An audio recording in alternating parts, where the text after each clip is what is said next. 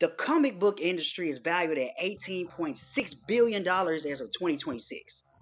Now, what am I getting at? If you're a Batman fan, that means a lot. Because I want to start off with my fresh take of the week in the first episode of Fresh Love the Comics Pod. Is Batman oversaturated? Is he being overused? Is DC too reliant on Batman?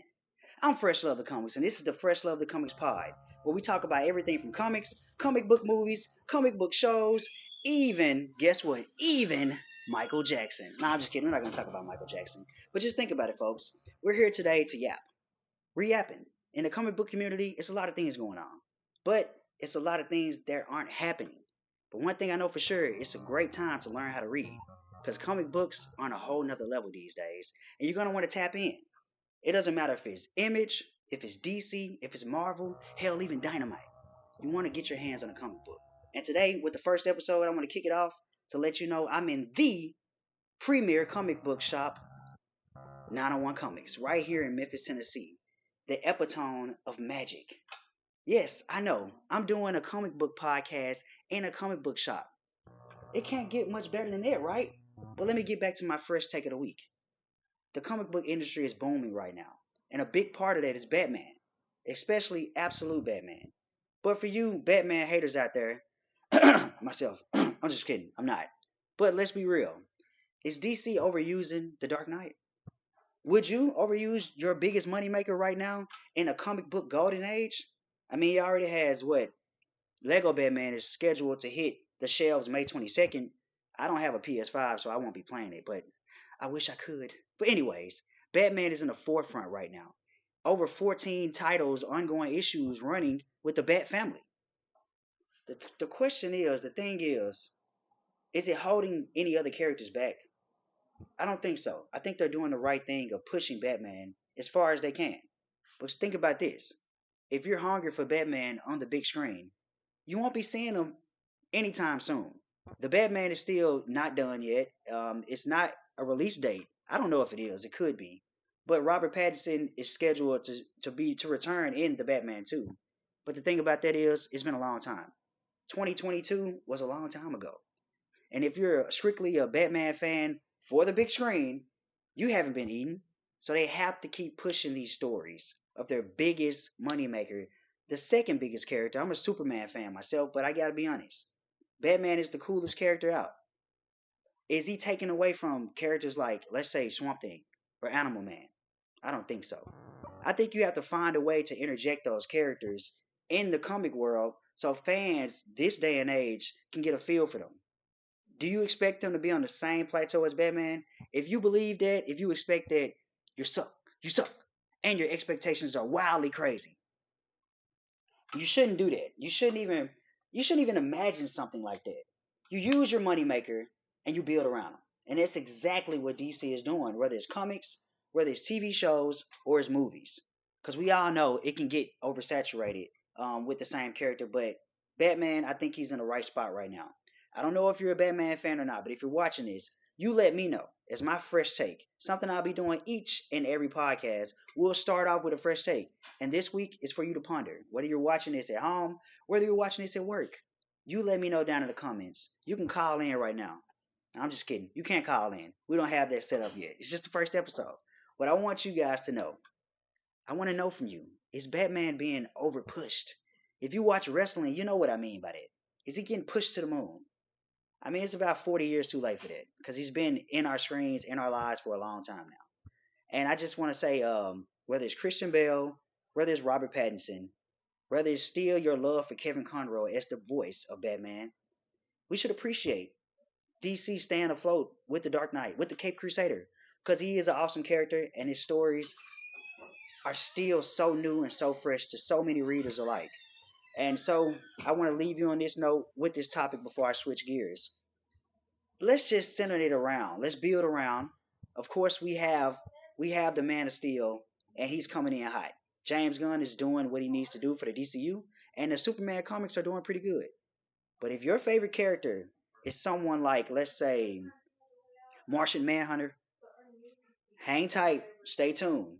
He won't never be Batman level, but he's definitely going to get the recognition he deserves. Which leads me to say, Are you alone in this debate if you're a Batman hater? Are you alone? Let's talk about it. Switching gears for a minute to Marvel. Now Marvel, on the other hand, it's kind of a slow year these past couple of years for comic stories, a lot of which, haven't been pretty good. I know for myself, X-Men has really been letting me down. I'm looking forward to X-Men 97 coming back. They're also going to come with a comic so we can enjoy the show before it even comes back on our screen. We can enjoy it in the comic format. I'm really looking forward to that. I'm really looking forward to the introduction of the mutants in the MCU. It's been a long time coming. The Fox version, it's about time to pack them up, if you know what I mean. But I must say this right now. Marvel is always going to do a good job when it comes to shows and when it comes to movies. The stories in the comics, um, just a little bit slow right now. Just a little bit slow, but they're still picking up steam. And what I want to say right now, what I want to really talk to you all is the shows. Let's dive into it. Let's talk about it. And what am I talking about? Daredevil, of course. Matt Murdock. Stephanie Phillips' run so far, 2 issues in, it's really been good. The artwork is amazing. But right now, when I read Daredevil, it doesn't matter what story it is, I hear Charlie Cox's voice. Maybe I need to slow down when I say Charlie Cox's. And I should say Charlie Cox. Because I don't want people to get the wrong idea. I'm talking about an actor, folks. Calm down. But anyway, when I read Daredevil, I hear Charlie's voice. And what does that mean for me? I feel like he's heading into legendary status. That means he's mastering a role. He's commanding a role. And what do I mean by that? Hugh Jackman territory. Who is he correlated with? Wolverine. What about? Yeah, you know what I'm talking about. Everybody that's come into a character and connected to him so well, I feel like Charlie Cox is Daredevil. He is Daredevil. Right now, I don't see anyone taking that away from him. He's getting to levels of Robert Downey Jr. as Iron Man. I know that's a hot take. That's a hot take. But I gotta say, I mean, would you see anyone else taking his mantle? I mean, he's been Daredevil for a long time right now. It's a long time. So right now, when I read the comics, when I hear someone's voice, they own that character, and I really appreciate Daredevil. It's always a good read, no matter what Daredevil is. A cold and hell. I've been enjoying every run from Daredevil lately, and I've definitely been enjoying Born Again. I know a lot of y'all are stuck up on the Netflix version. Calm down, y'all. Calm down. I get it. I enjoyed it too. But you have to be honest. If you're watching Disney Plus and if you're checking out Daredevil Born Again, are you nuts? Are you nuts? Did you not see Kingpin's Rogue One hallway onslaught? Yes, I said the word onslaught. People don't use that a lot. The writing on Born Again has been absolute. And I must say, Vincent, Charlie, the whole cast are doing a phenomenal job.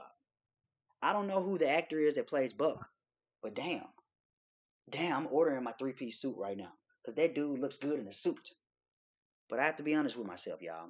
If you're complaining about Born Again compared to the Netflix show, at this point, you're just talking to a fan. You're just talking to a fan. You're not even hearing yourself because nothing beats it. The best Marvel show running right now. It beats a lot of the earlier Marvel shows that we're used to seeing in the MCU on the Disney Plus app. It beats a lot of those. The writing is phenomenal. So I feel like Charlie Cox is synonymous when it comes to Daredevil right now, and I really appreciate that. Will we see him in Brand New Day? I doubt it. I doubt it because if you've seen the season finale of Daredevil Born Again season 2, he's currently locked up. Will he find a way to get broken out? I don't know. I don't know, but I know right now that he's going to be an integral part of the MCU moving forward. I really appreciate them utilizing the street level heroes. So you let me know. Is Born Again, does it deserve a season 3? And is Daredevil going to be an integral part of Marvel moving forward? Or is his story getting wrapped up? You let me know. But I'm going to switch gears and I'm going to stay to Marvel right now. Because I have to let you guys know a secret. It's a huge secret. Not many people know about it. I'm a huge Michael Jackson fan. He was going to buy Marvel. I know y'all knew about that. If you haven't, let me tell you the story. Michael Jackson wanted to buy Marvel sometime around the mid 90s. And Stan Lee has confirmed this story. Rest in peace to both of those brothers. And if you know the crazy story behind this, The idea that Michael Jackson had. Now take away him playing Spider-Man. Hey, I totally disagree. I love you, Mike, but there's no way I wanted to see you play Spider-Man. But taking those characters when they needed to be pulled from the darkness. Michael, you were on it. Michael Jackson was on it. He wanted to do the exact plan that Disney is doing right now with Marvel. He wanted to take all their characters, give them the spotlight, and even give them their own platform so their stories can be told. Isn't that insane? That's that was insane. I feel like he had the plan and they took it away from him. There's so many stories within the comic community that we love and that we know. And right now on the Fresh Love the Comics podcast, that's what it's all about. That's what we're going to talk about. We're yapping. That's what we do. And if you want to yap, you let us know. Come on down to 901 Comics, the premier comic shop in the Mid South. What are you going to do, man?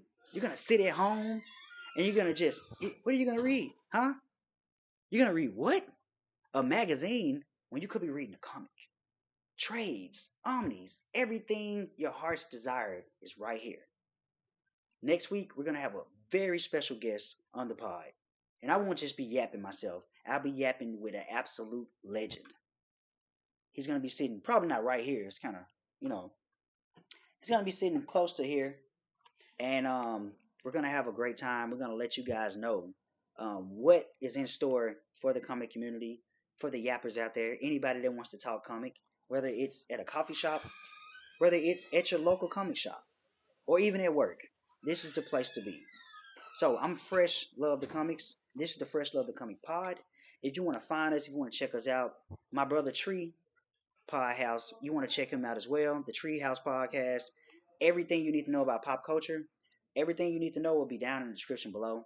So let us know. We start off next week with our fresh take of the week, and we'll get back in with it. But like I said, a very special guest will be on the pod next week, a legend in the making. We'll be celebrating 10 years of 901 Comics, folks. So you let us know. It's Fresh Love the Comics Pod, and we are out.